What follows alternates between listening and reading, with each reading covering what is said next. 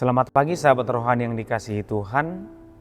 Sebelum kita mendengarkan firman Tuhan di pagi hari ini, marilah kita berdoa. Kasih karunia dari Allah Bapa dan Anaknya Tuhan Yesus Kristus kiranya menyertai kamu sekalian. Amin. Firman Tuhan di pagi hari ini tertulis di 2 Korintus pasal 5 ayat 7. Saya akan membacakannya untuk kita semua. Sebab hidup kami ini adalah hidup berdasarkan iman, bukan berdasarkan apa yang kelihatan. Demikian pembacaan firman Tuhan. Sahabat rohani yang dikasihi Tuhan, saya mengajak kita merenungkan firman ini yang kita beri judul dengan jangan kecewa. Pernahkah kita melihat seseorang berubah hanya karena hasil tidak sesuai dengan usahanya atau proses yang dia lakukan? Prinsip ini selalu dipegang oleh manusia dan memengaruhi setiap tindakannya dengan mengatakan proses tidak akan mengkhianati hasil atau hasil pasti akan sesuai dengan proses. Maka orang akan selalu mengharapkan hasil yang baik dari proses yang baik. Dan orang pasti akan membayangkan atau menduga, berasumsi hasil yang tidak baik dari proses yang tidak baik. Itu masuk akal dan itu bisa dibuktikan. Tetapi bagaimana kalau ternyata yang terjadi tidak demikian? Proses yang baik menghasilkan hasil yang tidak baik. Karena ternyata seberapa hebat pun usaha manusia, akan ada celah di mana itu bisa gagal. Entah mengapa, dalam hal ini kata kecewalah, kata tidak adillah yang paling tepat mungkin, yang sering diungkapkan orang untuk merespon ketidaksesuaian ini.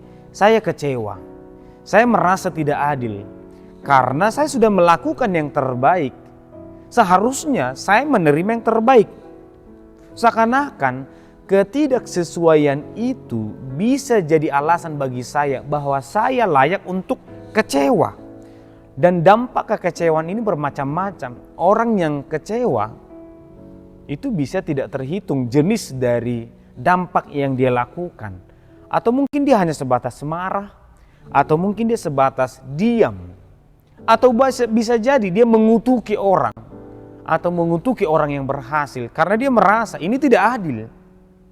Saya seharusnya lebih baik, saya seharusnya mendapatkan jauh lebih berhasil, lebih baik dari dia karena usaha saya lebih baik. Nah, bagaimana kalau kekecewaan ini masuk dalam ranah iman? Kita kecewa kepada Tuhan karena kita tahu kita sudah melakukan melebihi yang lain. Kita sudah berjuang lebih dari yang lain, berdoa, melayani, memuji Tuhan. Tapi justru kita tidak mendapatkan seperti yang dijanjikan Tuhan. Atau seperti yang kita imani bahwa Tuhan Maha Kuasa. Misalnya kita sudah berdoa, kita sudah melakukan yang terbaik. Ternyata anak kita tidak diterima di universitas yang kita doakan, yang kita bayangkan dan yang kita pandang baik, yang kita pandang bahwa itu adalah jalan Tuhan. Menariknya, kalimat itu juga bisa datang dari orang dengan berkata, kamu memang sudah sepatutnya mendapatkan itu. Anakmu pintar, kamu baik, anakmu juga baik, kalian rajin beribadah. Seharusnya memang kalian mendapatkan itu. Tapi apa boleh buat? Mungkin orang berkata demikian, atau mungkin orang lain malah mempertanyakan iman kita. Kamu seharusnya mendapatkan itu kalau melihat imanmu. Atau jangan-jangan kamu sebenarnya tidak beriman. Atau jangan-jangan yang kamu lakukan selama ini tidak berkenan kepada Tuhan. Bisa saja orang berasumsi seperti itu. Tapi coba kita tanyakan, seberapa pentingkah atau seberapa berpengaruhkah hasil terhadap kesetiaan kita kepada Tuhan? seberapa mempengaruhi ketidaksesuaian ini terhadap iman kita kepada Tuhan, sehingga kita berani berkata, aku kecewa Tuhan. Ini tidak sesuai Tuhan. Tidak sepatutnya aku menerima ini Tuhan. Hanya karena itu tidak sesuai, berhakkah kita berkata, aku kecewa kepadamu Tuhan? Atau kita berkata, Engkau tidak adil Tuhan. Hal ini jugalah yang menjadi pergumulan Paulus, pergumulan jemaat Korintus. Bahwa Paulus itu adalah orang yang sangat setia, dekat kepada Tuhan, tapi pergumulan yang dia alami sangat banyak. Dan ketika ini terjadi kepada jemaat Korintus, kita tahu apa yang terjadi. Banyak berkata kecewa, atau aku tidak mau lagi mengikut Tuhan, atau ini Tuhan kita benar gak sih? Tuhan kita ini layakkah untuk diikuti? Karena kita sudah melakukan yang terbaik, tapi justru kita mendapatkan bukan yang terbaik. Bagi mereka seharusnya Paulus tidak layak menerima, atau Paulus seharusnya menerima yang jauh lebih baik. Paulus memberikan jawaban yang sangat sederhana. Ketika Paulus berkata, antara iman melihat, antara percaya dan melihat. Apa yang ada saat ini tentu bisa dilihat. Apa yang kamu rasakan saat ini memang bisa kamu lihat. Apakah berhasil atau tidak, itu bisa dilihat. Tetapi iman kita, kekristenan kita tidak dibangun atas dasar melihat apa yang bisa dibuktikan, tapi dibangun atas dasar iman terhadap apa yang tidak bisa kita lihat. Apa yang terjadi saat ini, hati-hati, jangan dijadikan kesimpulan. Karena masih banyak hal yang belum Tuhan tunjukkan kepada orang yang mau setia. Paulus menyebutnya sebagai pekerjaan orang beriman. Bahwa apa yang bisa kita lihat saat ini belum tentu dapat disimpulkan. Dan jangan-jangan itu tidak seberapa dari apa yang akan Tuhan tunjukkan dan berikan kepada kita. Apa yang tidak kita lihat, jangan disimpulkan dulu dengan berkata, oh ternyata tidak mendapatkan apa-apa, ternyata tidak adil, ternyata tidak sesuai. Kegagalan sering menjadi ancaman. Dan itulah mengapa orang Korintus terganggu.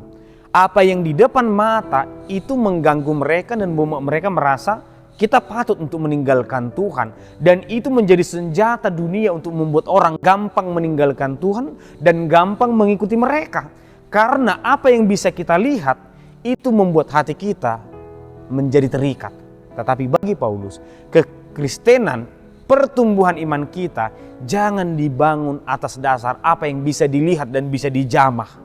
Tapi bangunlah atas dasar apa yang bisa dijanjikan oleh Tuhan dan yang mungkin belum kita terima saat ini. Bagi Paulus,